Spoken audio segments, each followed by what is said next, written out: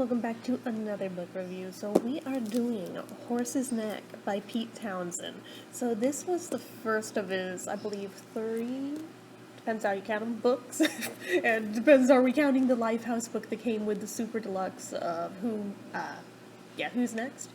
I don't think we're counting that, so yeah, 3. This came out in the 80s. I want to say the year I was born even, but I'm not positive on that. I've read this book one other time, when I was 17, and while it's not written so pretentiously to where I couldn't comprehend the words or anything, I don't feel I fully got everything out of this that I could have at that age that I do rereading it now. Both from just knowing a lot more about Pete's life and being able to read between the lines and understand what he's alluding to in a lot of these chapters. There's a couple where I'm still, even now, kind of tilting my head going, I'm not sure I understand what you're trying to tell us here, Pete, but most of it I feel like I do now. And part of it is just getting older and being able to relate more to some of the experiences written about in here. Kind of like with some of the later 70s Who stuff as opposed to the earlier stuff. As a teenager, it makes perfect sense that the earlier Who stuff resonated more because it was more about like teenage angst and being an outcast as a teenager versus get to around the time of Who Are You? And now he's in his 30s and he's writing about very different themes and topics and things. And when I first heard that at like 14, way over my head. Revisiting those same albums when I was in my 30s and now in my 40s, now they resonate. Now I appreciate them deeply on a level I couldn't even begin to grasp at that age. This book, same kind of deal. Same kind of deal. It's written in a unique way, where some of it is written almost as though memoir-esque, although not quite directly. It's still very prose-heavy and poetic and filled with metaphors. But then there's other parts where it's written in third person, and it kind of clicks back and forth between the two, and it takes a minute to adjust and understand what the hell's going on. But there's I think maybe 2 chapters in here where I still haven't quite figured out how it fits in and factors into everything. But a lot of the earlier chapters, it's kind of like mommy issues the book. Sorry, it is what it is. And then you get into the later chapters and it's like, now we're getting into the allegories and metaphors about his addiction issues, hence the reoccurring themes of the perfectly pristine white horse. That's a metaphor for his heroin addiction. Makes perfect sense. I understand that as an adult. I did not understand that at 17, so. And the literal final pages of the book of him fucking the habit, quite literally. I feel like a lot of people have overblown those last couple of pages to where it kind of overshadows everything that the rest of the book is, because everybody just writes it off as, oh yeah, that time that Pete Townshend wrote a book about fucking a horse. It's like, no, it's like 2 paragraphs in the last pages. I'm gonna be real with you. The whole thing is not that. And I feel like I myself, even at 17, like, even though having read it myself and saw that it was only that amount of it, I think in my own memory that is what stood out as the takeaway, because it was just so unexpected and like, what the fuck did this man just tell us he fucked a horse? What just happened?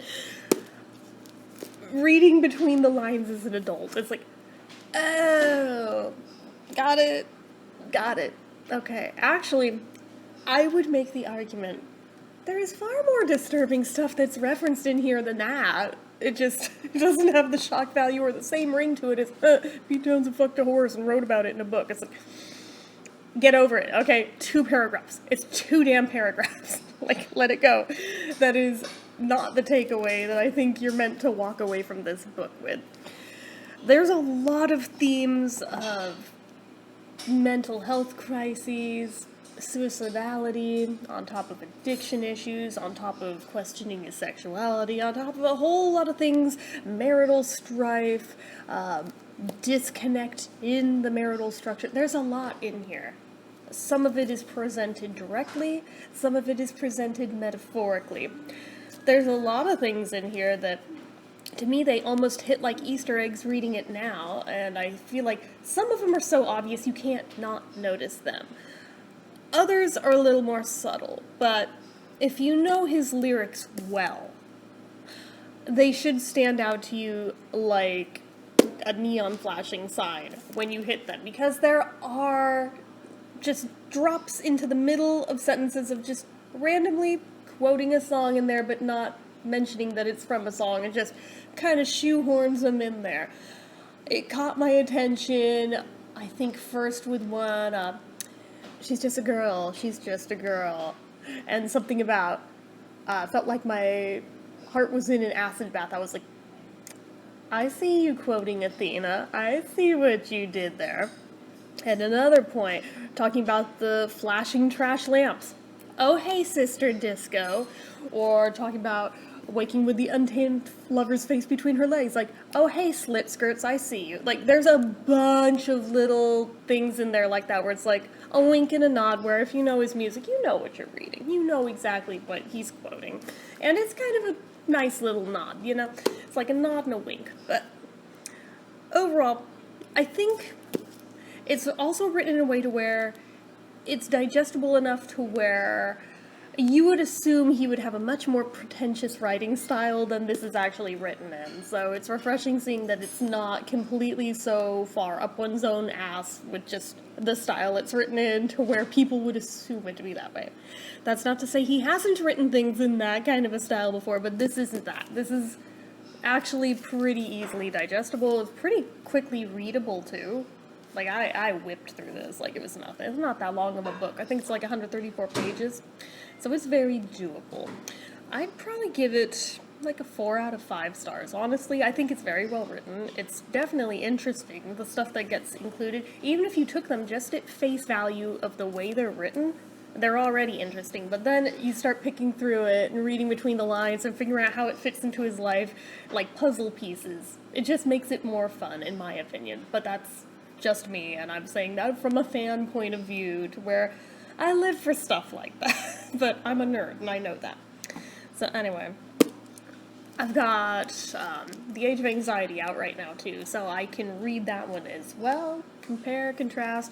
We're not comparing it to the Who I Am autobiography at this time. I do have it, but that's not one of the ones that I'm focusing on at this moment. But at some point, I am sure I'll decide to tackle that one here. There's reasons why I'm not doing that particular one right now, but anyway.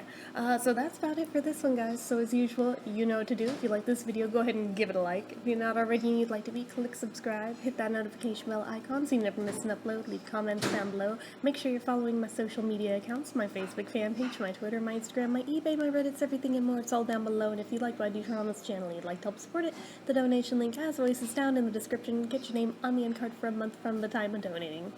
Anyway, guys, till next time, see ya.